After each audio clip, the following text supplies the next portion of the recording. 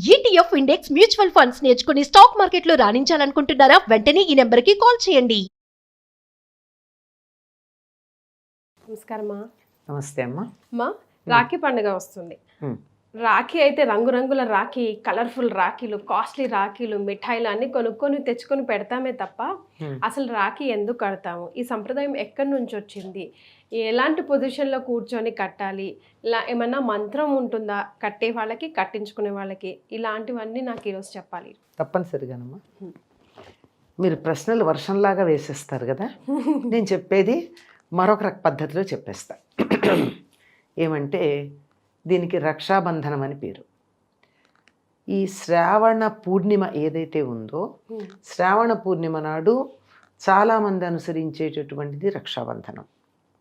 ఈ శ్రావణ పూర్ణిమకే జంఝాల పూర్ణిమ అనే పేరు కూడా ఉంది అని చెప్పుకున్నాం. మరి జంఝాల పూర్ణిమ నాడు జంఝాలు మార్చుకుంటారు. జంఝం దేనికి వేసుకుంటారు? బట్టలు భౌతిక శరీరానికి ఏ రకమైన రక్షణ ఇస్తాయో అట్లాగే మనస్సుకి రక్షణ ఇచ్చేది పైన వేసుకున్నటువంటి యజ్ఞోపేతం. అయితే ఉపనయనము అనేటటువంటి ఒక కార్యక్రమం ఉన్నటువంటి వాళ్ళు ద్విజులోని చెప్పబడే ఆనాటి బ్రాహ్మణ క్షత్రియ వైశ్యులు, వర్ణాలమ్మాయివి, కులాలు కావు, వాళ్ళకి మాత్రమే కదా దంచం ఉంటుంది. మిగిలిన వాళ్ళ సంగతి ఏమిటి? వాళ్ళకేం రక్ష అక్కర్లేదా? ఈ రోజున వాళ్ళకి రక్ష కడతారు. ఆ కట్టేటటువంటి రక్ష ఏదైతే ఉంటుందో అది మీరు గమనించినట్టయితే చాలామంది ఒక నారింజ రంగు తాడు ఒకటి గుడికెళ్ళి అక్కడున్న అర్చకుడి చేత కానీ, ఊళ్ళో పెద్దవాళ్ళ చేత కానీ, పూర్వకాలం అయితే వాళ్ళ ఇంటి పురోహితుడి చేత కట్టించుకునేవాళ్ళు. ప్రతి వాళ్ళకి ఇంటికో పురోహితుడు ఉంటాడు. వాళ్ళ ఇంట్లో మంచి చెడు కార్యక్రమాలు ఏవో ఇచ్చినా చేయడానికి అటువంటి పురోహితుడి చేత కానీ రక్ష కట్టించుకుంటారు. అటువంటి రక్ష కట్టించుకోవడమే రక్షాబంధనం. ఇది మనకి ఇప్పుడు కనపట్టల్లా. ఇప్పుడు ఏది కనపడుతోంది మనకి? అక్క అన్నదమ్ములు అక్క చెల్లెళ్ళు వెళ్ళి అన్నదమ్ముల చేతులకి రక్ష కట్టి మీరు క్షేమంగా ఉండాలనడం. అంటే అన్నదమ్ములు సంతోషంగా తమ రక్షణ చెల్లెళ్ళు కోరుకుంటున్నారు అనేటటువంటి ఆనందంతో వాళ్ళకి కానుకలవి ఇవ్వడం, ఇలాంటి కార్యక్రమాలన్నీ మనకు కనపడతాయి. అదే ఉత్తర దేశంలో అయితే మిఠాయిలు పంచుకుంటారు. అసలు చెప్పలేం, చాలా గొప్ప ఉత్సవంగా ఉంటుంది ఈ కార్యక్రమం అంతా. ఇంత జరుగుతూ ఉన్నటువంటి ఈ కార్యక్రమం ఎందుకో దక్షిణ దేశంలో మనకి మొన్నటి దాకా లేదు. నిజం చెప్పాలంటే 365 రోజులకి ఏదో ఒక ప్రత్యేకత ఉంది. ప్రతిరోజు ఏదో ఒక విశేషమే. కొన్ని ప్రాంతాల్లో కొన్నింటిని పాటిస్తూ ఉంటారు, కొన్ని ప్రాంతాల్లో కొన్నింటిని కాలక్రమంలో అనేక కారణాలుగా విస్మరించడం, కాలగర్భంలో కలిసిపోవడం జరుగుతుంది. దక్షిణ దేశంలో కన్నా ఉత్తర దేశంలో ఈ రక్షాబంధనం అన్నది బాగా కనపడుతూ ఉంటుంది అని మనకు చెప్తారు. అలాంటిది ఈ మధ్యకాలంలో దక్షిణ దేశంలో వారు కూడా చక్కగా ఈ మొత్తం అంతా యావత్ భారతదేశం రక్షాబంధనం అనే కార్యక్రమాన్ని సోదరులకు సోదరీమణులు రక్ష కట్టడం అనేది కనపడుతూ ఉంది. నిజానికి పురాణాల్లో గనక చూసినట్టయితే ఒక్క అన్నదమ్ముల అక్క చెల్లెళ్ళే కాదండి, ఎవ్వరికైనా సరే స్త్రీలు పురుషులకి యుద్ధానికి వాటికి వెళ్ళేటప్పుడు రక్ష కట్టడం కనపడుతూ ఉంటుంది. శచీదేవి ఇంద్రుడికి యుద్ధానికి వెళుతున్నప్పుడు రక్ష కట్టిందట. అలాగే శివుణ్ణి తన ఇంటి దగ్గర కాపలాగా పెట్టుకున్నటువంటి బాణాసురుడికి పార్వతీదేవి రక్ష కట్టి నా భర్త నాకు పంపించమని అడిగిందని చెప్తారు.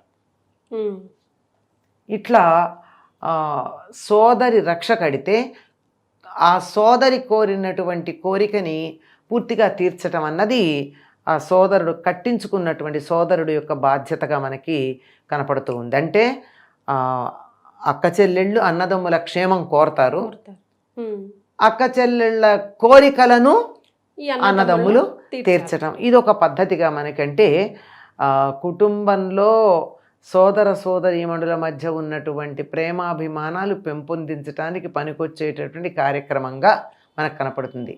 అలాగే కుంతీదేవి సహదేవుడికి కట్టిందని, ఇలా ద్రౌపది కూడా కట్టిందని, ఇలా అందరూ కూడా ఎవరి యోగక్షేమాలు తాము కోరుకుంటున్నారో వారు బయటికి వెళ్ళేటప్పుడు రక్ష కట్టి పంపించేటటువంటి పద్ధతి ఉంది.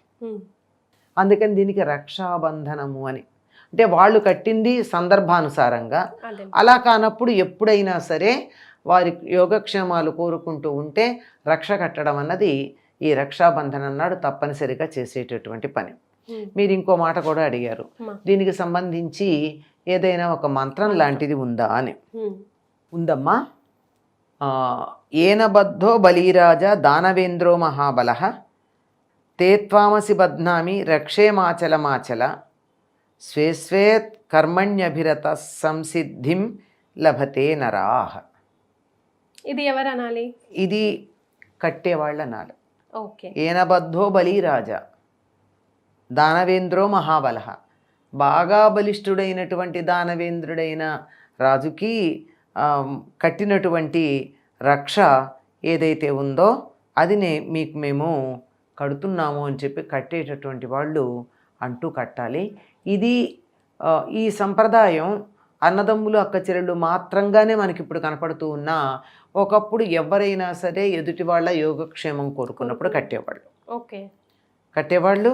ఇప్పటికి కూడా మీరు గమనించినట్టయితే చాలామంది ఎవరికైతే యజ్ఞోపవీతం ఉండదో వాళ్ళు ఈ రోజున అంటే శ్రావణ పూర్ణిమ నాడు పెద్దల దగ్గరికి వెళ్ళి కుడి చేతికి రక్ష కట్టించుకోవడం కనపడుతుంది. మీరు గమనిస్తారు కదా, ఈరోజు నారింజ రంగు తాడు, ఇప్పట్లో మనకు అది కనపడుతోంది, నారింజ రంగు తాడు ఒకటి కట్టుకుంటూ ఉంటారు. అలాగే కలర్ఫుల్ తాడు, ఎల్లో అండ్ రెడ్ మిక్స్ అయి ఉంటుంది కదా. కాదు, ఇలా కట్టించుకునే వాళ్ళు పెద్దల దగ్గరికి వెళ్ళి కట్టించు, అంటే ఇంటి పురోహితుడు కానీ గురువు కానీ బ్రాహ్మణులు కానీ వాళ్ళ చేత కట్టించుకునే వాళ్ళది నారింజ రంగుదే ఉంటుంది. ఈ కలర్ఫుల్ అది మనం అక్క చెల్లెళ్ళ అన్నదమ్ములకు వచ్చేప్పటికి వెండి రక్షాబంధనాలు, బంగారు రక్షాబంధనాలు, దాంట్లో తాపడాలు రకరకాలుగా తాపడాలు చేసినవి అను, తర్వాత బ్రేస్లెట్గా వాడుకో, ఇవాళ నేను నీకు రక్షాబంధనంగా కడుతున్నామని అక్క చెల్లెళ్ళు తమ్ముళ్ళకి అన్నదమ్ములకి ఇవ్వడం, ఇవన్నీ మనకి తర్వాత వచ్చినవి. ప్రాథమికంగా దీనికి ఉన్నది ఏమిటి అంటే వారి రక్షణ మేము కోరుకుంటున్నాము అని చెప్పేది రక్షణ. చాలా సంతోషం అమ్మా, ధన్యవాదాలు, నమస్కారం.